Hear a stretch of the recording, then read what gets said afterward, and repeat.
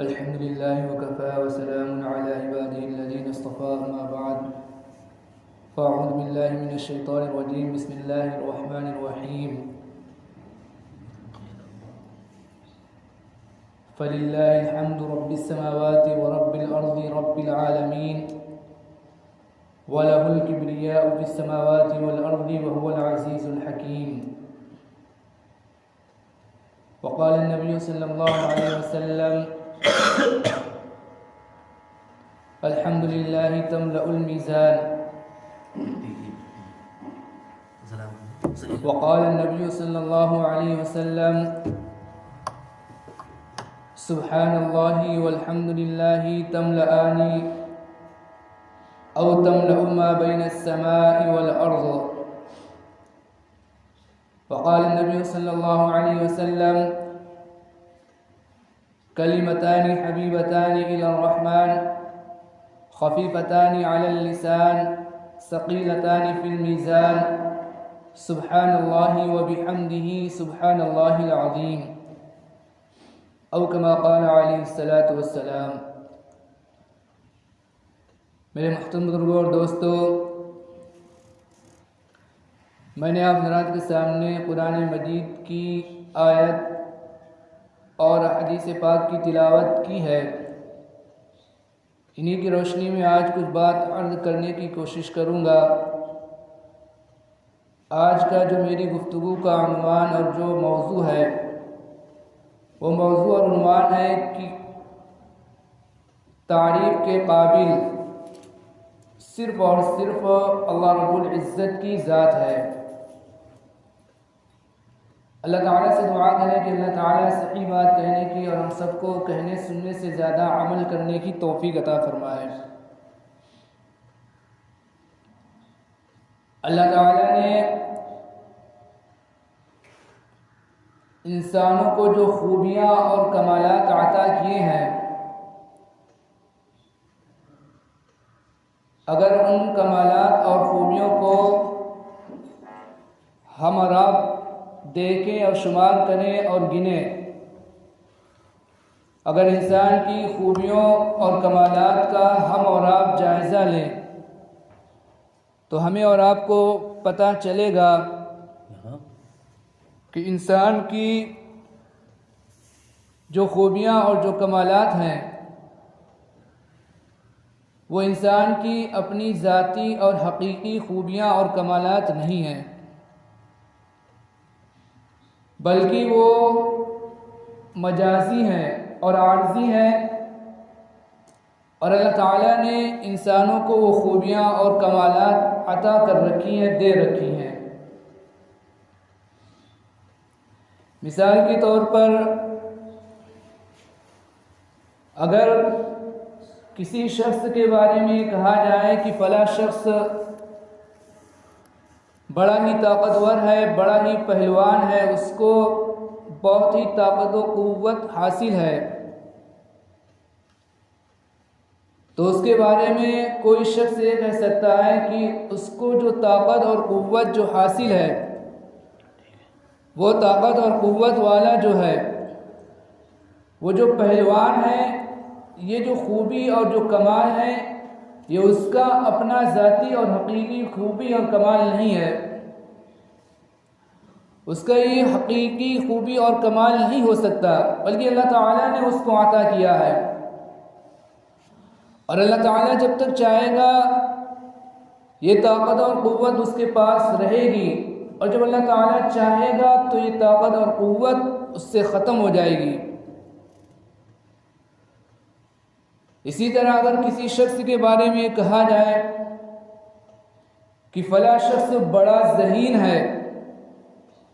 اس کی قوت حافظہ جو بہت تیز ہے، دنیا کی بڑی بڑی ڈگریاں اس کے پاس موجود ہیں، اور اس کی قوت حافظہ یادداشت کا یہ عالم ہے کہ وہ جو بات پڑھتا ہے، جو بات سنتا ہے، وہ بات اس کو یاد ہو جاتی ہے. اس کے اندر یہ خوبی اور یہ کمال ہے. تو اس کے بارے میں یہ بھی کہا جا سکتا ہے کہ یہ خوبی اور جو کمال ہے یہ جو اس کی قوت حافظہ ہے، جو قوت یادداشت ہے، اور اس کے پاس یہ جو دنیا کی جو ڈگریاں، دنیا کا جو علم اور معلومات ہے، یہ جو اس کی خود اپنا حقیقی اور ذاتی کمال اور خوبی نہیں ہے، بلکہ اللہ تعالیٰ نے اس کو یہ خوبی اور یہ کمالات دیے ہیں۔ جب تک اللہ تعالیٰ چاہے گا اس کے پاس یہ خوبی اور کمال رہے گا۔ اگر خدا نخواستہ اللہ تعالیٰ نے اس کے دماغ کی کوئی ایک نس ادھر سے ادھر کر دی، یا کسی وجہ سے اللہ تعالیٰ نے اس سے یہ خوبی اور کمالات کا ختم کرنے کا فیصلہ کر لیا، تو پھر یہ خوبی جو اللہ تعالیٰ نے اس کو دے رکھی ہے، قوت حافظہ کی، یادداشت کی، یا اور بھی جو خوبی، طاقت اور قوت کی جو خوبی اور کمالات دے رکھی ہیں، تو پھر تھوڑا سا بھی وقت نہیں لگے گا، وہ تمام کی تمام خوبیاں اور وہ کمالات جو اللہ تعالیٰ اس سے ختم کر دے گا، اللہ تعالیٰ اس سے سلب کر لے گا، چھین لے گا۔ غرض کہ اگر ہم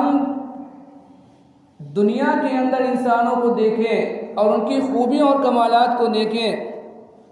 تو ہمیں اور آپ کو پتہ چلے گا کہ انسانوں کے پاس جو خوبی اور کمالات ہیں، اللہ تعالیٰ نے جو خوبی اور کمالات دے رکھی ہیں، وہ ان کی اپنی، انسان کی اپنی ذاتی اور حقیقی نہیں ہے، بلکہ یہ جو مجازی ہیں اللہ تعالیٰ نے اس کو عطا کر رکھی ہیں، اس لیے کہ حقیقی خوبی اور کمالات کا اگر کوئی مالک ہے تو وہ صرف اور صرف اللہ رب العزت کی ذات ہے، جس کی جتنی زیادہ تعریف کی جائے کم ہے، جس کی جتنی زیادہ حمد و ثنا بیان کی جائے وہ کم ہے، جس کی جتنی زیادہ حمد و ثنا تعریف کی جائے وہ 100% سچی اور 100% حقیقی ہیں، جس کے اندر ذرہ برابر بھی کوئی کسی قسم کی مجاز کا ذرہ برابر کوئی گنجائش نہیں ہے۔ اسی کو اللہ رب العزت نے قرآن مجید کے اندر ارشاد فرمایا، فَلِلَّهِ الْحَمْدُ رَبِّ السَّمَاوَاتِ وَرَبِّ الْأَرْضِ رَبِّ الْعَالَمِينَ وَلَهُ الْكِبْرِيَاءُ فِي السَّمَاوَاتِ وَالْأَرْضِ وَهُوَ الْعَزِيزُ الْحَكِيمُ، کہ تمام کی تمام تعریفیں وہ صرف اور صرف اللہ تعالیٰ کے لیے ہیں، کہ تعریف کے لائق، حقیقی تعریف کے لائق، حقیقی خوبیوں کے لائق، حقیقی کمالات کے لائق اگر کوئی ذات ہے تو وہ صرف اور صرف اللہ رب العزت کی ذات ہے۔ رب السماوات والارض، رب السماوات ورب الارض، جو آسمانوں کا رب ہے، ورب الارض، جو زمین کا رب ہے، ورب العالمین، جو تمام جہانوں کا رب ہے، وَلَهُ الْكِبْرِيَاءُ فِي السَّمَاوَاتِ وَالْأَرْضِ، کہ اسی کی جو بڑائی کا ڈنکا آسمانوں کے اندر بھی بجتا ہے اور زمین پر بھی اس کو برتری حاصل ہے۔ وَلَهُ الْكِبْرِيَاءُ فِي السَّمَاوَاتِ وَالْأَرْضِ، دنیا کے اندر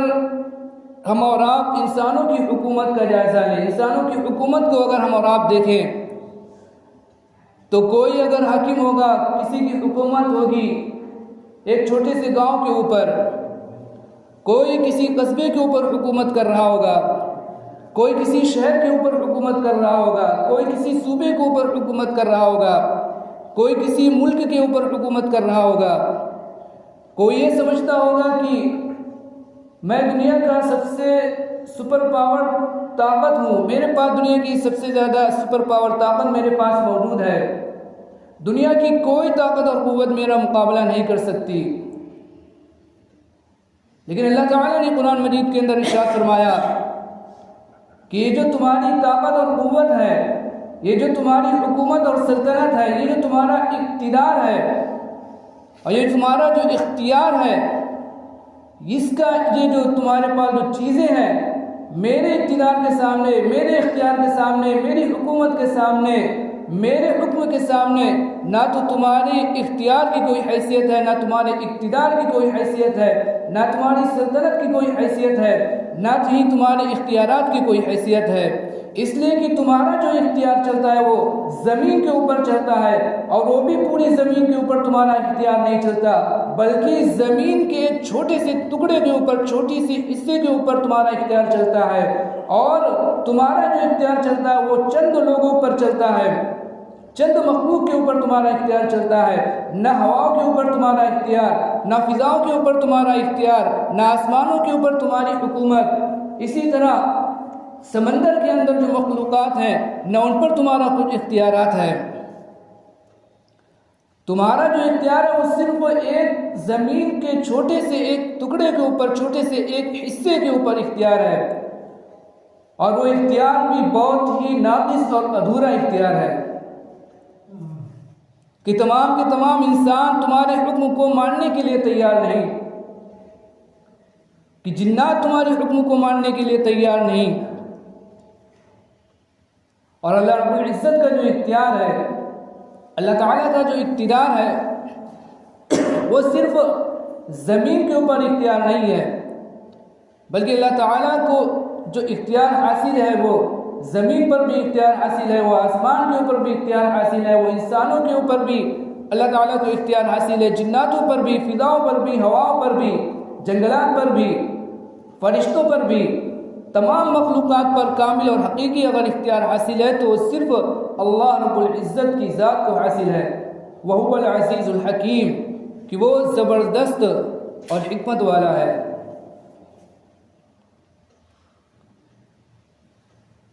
اسی لیے بندے کے ذمہ یہ لازم ہے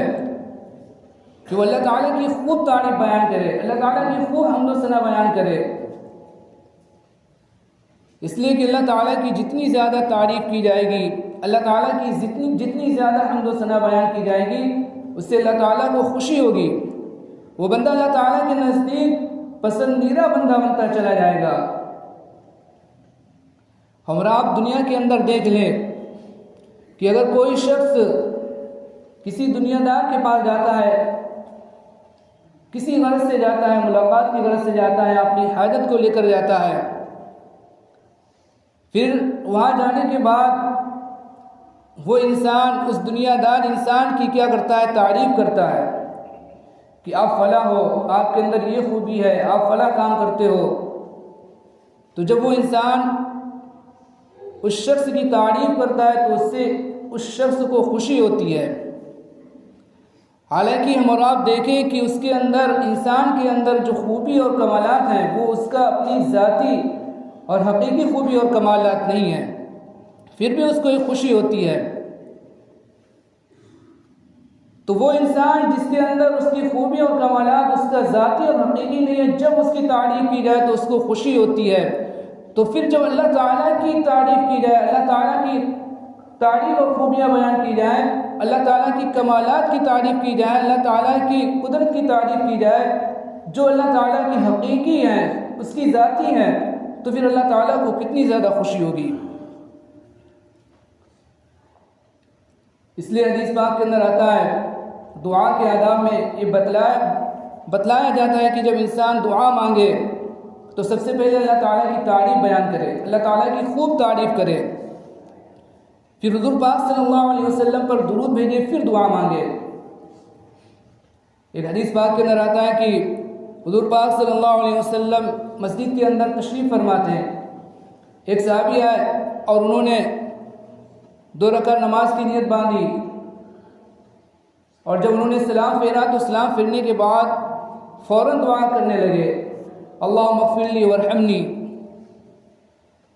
نماز سے فارغ ہونے کے بعد حضور پاک صلی اللہ علیہ وسلم نے ان کو اپنے پاس بلایا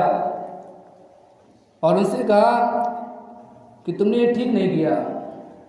بلکہ جب بھی تم دعا مانگو تو سب سے پہلے اللہ تعالیٰ کی تعریف بیان کرو، پھر اس کے بعد مجھ پر درود بھیجو، پھر دعا مانگو۔ تو پتہ چلا کہ جو اللہ تعالیٰ کی حمد و ثنا اور یہ جو تعریف ہے یہ بہت بڑی چیز ہے، یہ کوئی معمولی چیز نہیں ہے، یہ بہت بڑی چیز ہے، اللہ تعالیٰ کی تعریف اور اللہ تعالیٰ کی حمد و ثنا۔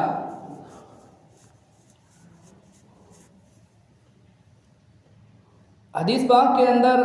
اللہ تعالیٰ کی حمد اور تعریف کے سلسلے میں چھوٹے چھوٹے جملے آئے ہیں اور اس کے بڑے بڑے ثواب بتلائے گئے ہیں۔ چنانچہ حدیث پاک کے اندر آتا ہے کہ حضور پاک صلی اللہ علیہ وسلم نے ارشاد فرمایا الحمدللہ تملأ المیزان، کہ الحمدللہ کہنا یہ اعمال کے ترازو کو ثواب سے بھر دیتا ہے۔ صرف ایک جملہ کہنا الحمدللہ کہنا یہ جو ترازو کو ثواب سے بھر دیتا ہے، الحمدللہ تملأ المیزان۔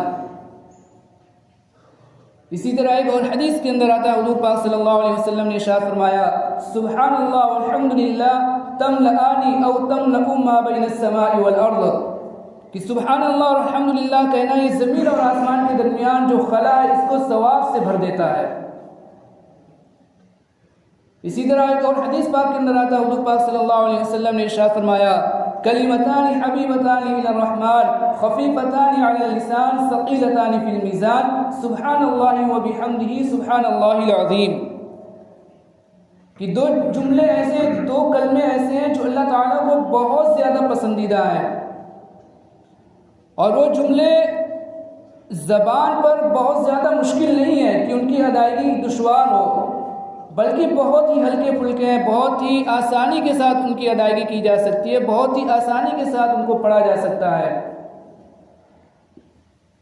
اور ادائیگی اتنی آسانی کے ساتھ ساتھ ان کا اجر و ثواب بھی اللہ تعالیٰ کے نزدیک بہت زیادہ ہے۔ اور وہ دو جملے کیا ہیں؟ سبحان اللہ وبحمدہ سبحان اللہ العظیم، یہ دو جملے ہیں۔ ان تمام جملوں کے اندر اگر ہم اور آپ غور کریں تو پتہ چلے گا کہ ان تمام جملوں کے اندر الحمدللہ سبحان اللہ والحمدللہ سبحان اللہ والحمدللہ اور جو جملے ہیں یہ چھوٹے چھوٹے جملے ہیں، لیکن ان کا جو اجر و ثواب بہت زیادہ حدیث پاک کے اندر بیان کیا گیا ہے۔ چنانچہ ہم نے اور آپ نے بھی سنا کہ الحمدللہ انسان کہتا ہے تو جو ترازو ہے، جو اعمال کو تولنے والا ترازو ہے، وہ ثواب سے بھر جاتا ہے۔ الحمدللہ تملأ المیزان، کہ الحمدللہ یہ جو اعمال تولنے والے ترازو کو یہ ثواب سے بھر دیتا ہے۔ اسی لیے ہمارے جو بڑے ہیں اور بزرگ ہیں وہ فرمایا کرتے تھے کہ انسان کو کم از کم 3 تسبیح صبح اور 3 تسبیح شام کو پڑھنا کی عادت بنا لینی چاہیے۔ ایک تسبیح جو درود شریف کی، اور ایک تسبیح استغفار کی، اور ایک تسبیح ہے تیسرے کلمے کی۔ ان تینوں تسبیح کی 3 تسبیح صبح پڑھے انسان اور 3 تسبیح شام کے وقت میں پڑھے۔ جب انسان اس کی عادت ڈال لے گا اور برابر پڑھے گا تو انسان کی زندگی کے اندر اللہ تعالیٰ خیر و برکت کا نزول فرمائے گا، اللہ تعالیٰ کی رحمتیں انسان کی طرف متوجہ ہوں گی، اللہ تعالیٰ اس کے گھر کے اندر خیر و برکت کا نزول فرمائے گا۔ تو یہ جو بیان کیا گیا اس کا خلاصہ یہ ہے کہ حقیقی تعریف کے لائق اور حقیقی کمالات کا جو مستحق ہے، حقیقی کمالات اگر کسی ذات کے اندر پائے جاتے ہیں تو وہ صرف اور صرف اللہ رب العزت کی ذات ہے جو حقیقی کمالات اور خوبیوں کا مالک ہے۔ اور انسان کے اندر جو خوبیاں پائی جاتی ہیں، انسان کے اندر جو کمالات پائے جاتے ہیں، وہ انسان کے اپنے ذاتی خوبی اور کمالات نہیں ہیں، بلکہ اللہ تعالیٰ نے انسان کو عطا کر رکھے ہیں، اللہ تعالیٰ نے دے رکھے ہیں۔ جب تک اللہ تعالیٰ چاہے گا وہ خوبی اور کمالات انسان کے پاس رہیں گے، اگر خدا نخواستہ وہ خوبی اور کمالات انسان سے اللہ تعالیٰ چھین لے تو پھر انسان پھر وہ ان خوبی اور کمالات کو واپس نہیں لا سکتا۔ اس لیے